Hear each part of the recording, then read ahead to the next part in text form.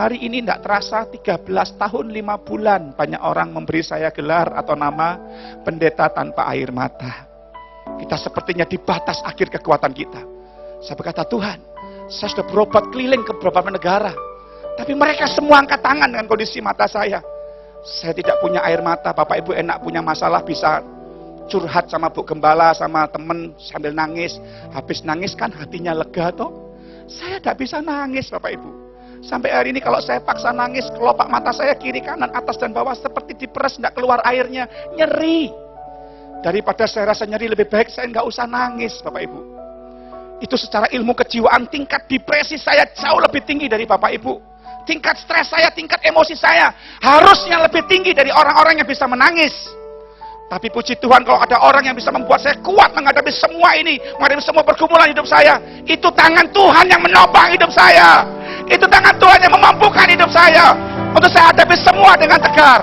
Masalah dan pergumulan hidup ataupun pelayanan saya hadapi semua dengan hati. Kalau cuma sekedar tidak punya air mata, is okay lah, no problem Bapak Ibu. Tapi dampak tidak punya air mata itu ternyata sebuah kebutuhan yang sangat utama. Saya harus pakai ini setiap 15 menit sekali Bapak Ibu. Ini yang botol besar, yang ini yang botol kecil.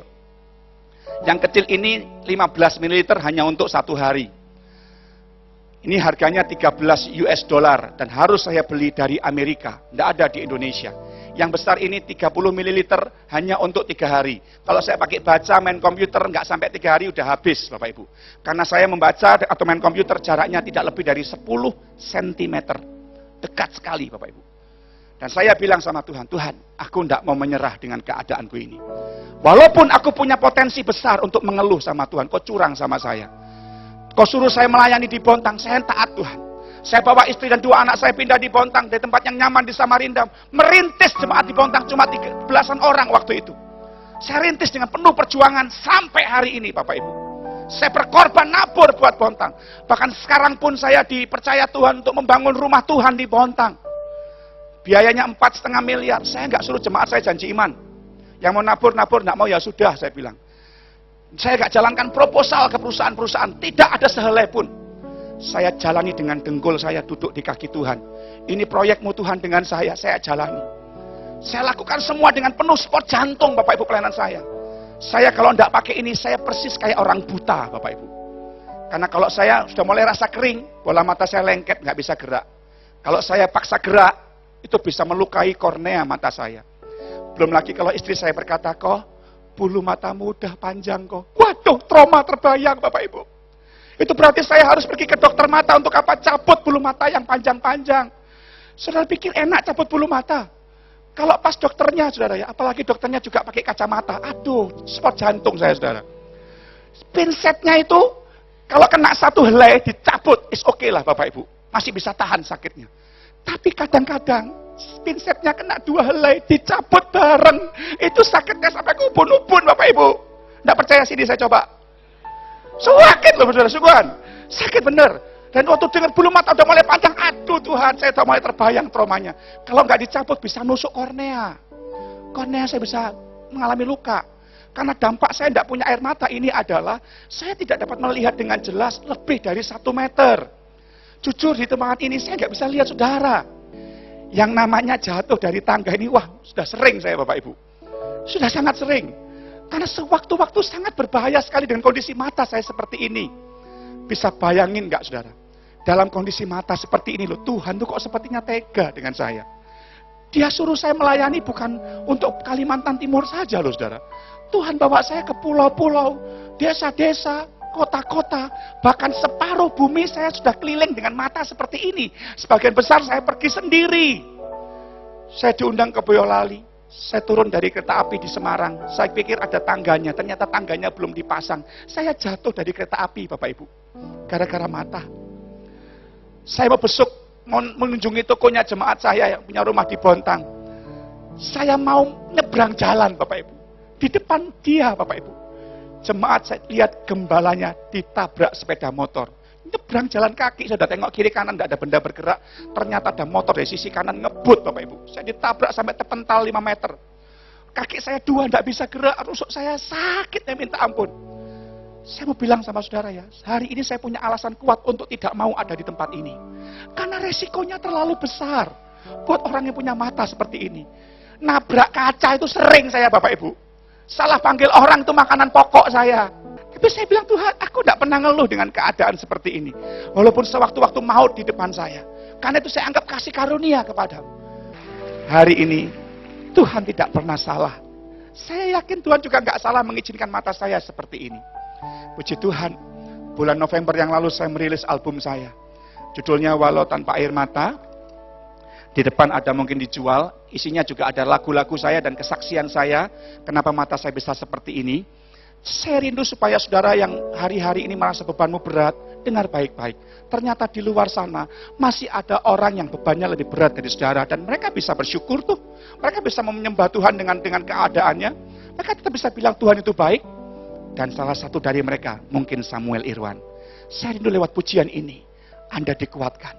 Saya tidak pernah menyerah dengan keadaan saya. Karena saya tahu Dia beserta dengan saya.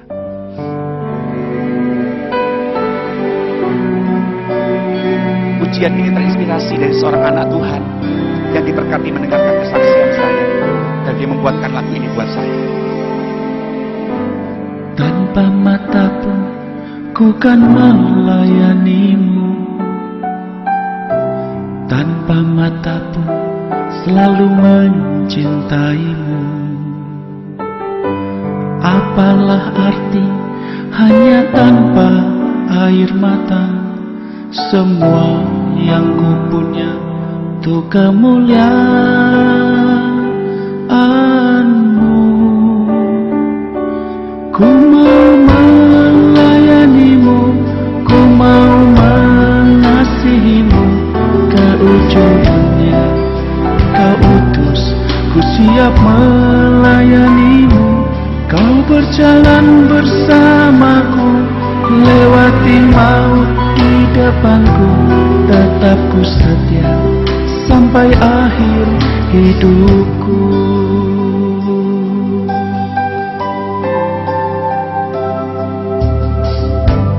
Tanpa mengeluh ku jalani hidupku,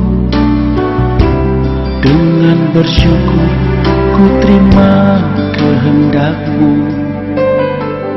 Sebab Kau bekerja di segala perkara untuk mendatangkan kebaikan bagiku. Ku mau melayanimu, ku mau mengasihimu ke ujung dunia. Kau utus, ku siap melayanimu. Kau berjalan bersamaku, lewati maut di depanku. Tetap ku setia sampai akhir hidupku. Ku mau melayanimu, ku mau mengasihimu ke ujung dunia. Kau utus, ku siap melayanimu. Kau berjalan bersamaku, lewati maut di depanku. Tetap ku setia sampai akhir hidupku. Sebab hanya Tuhan Allah yang kulayani. Apapun juga keadaanku, kan tetap ku iring Yesus di seumur hidupku. Haleluya. Ku mau melayanimu, ku mau mengasihimu ke ujung dunia. Kau utus, ku siap melayanimu. Kau berjalan bersamaku, lewati maut di depanku. Tetap ku setia sampai akhir hidupku. Tetap ku setia sampai akhir hidupku. Tetap ku setia sampai akhir